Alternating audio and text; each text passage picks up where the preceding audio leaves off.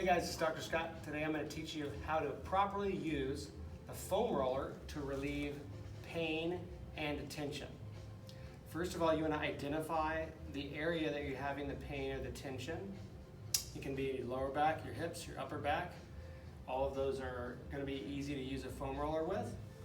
I've identified an area in my left glute area that's tight and a little sore, so we're going to work through that. Now, you want to understand and identify what is the exact position and or movement that you put yourself through to trigger the feeling of tension or pain.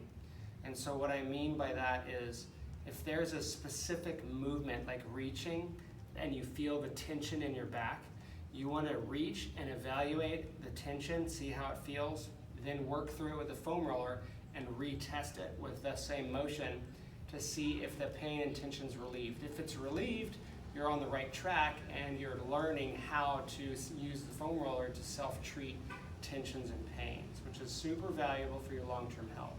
So basically, you want to put the tender pain spot right on the foam roller, let the weight of your body push onto it, and just hold it for 10 seconds-ish. You should notice that the pain and tension slowly diminishes over the course of the 10 seconds, and you really just want to kind of relax into it. The area of pain and tension might be broad or it might be specific, but you want to work through the entire area, and you might find that it's more tender in other areas as you roll through that you didn't notice previously. You just want to hit all of it.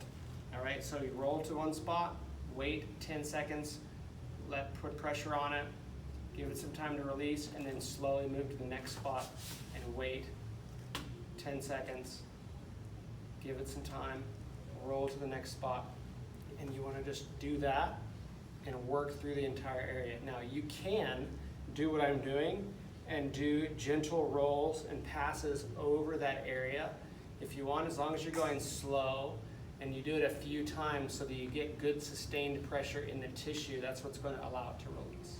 And then when you're done with the foam roll, just kind of recheck, move your body around, evaluate. If it feels better, you're on the right track.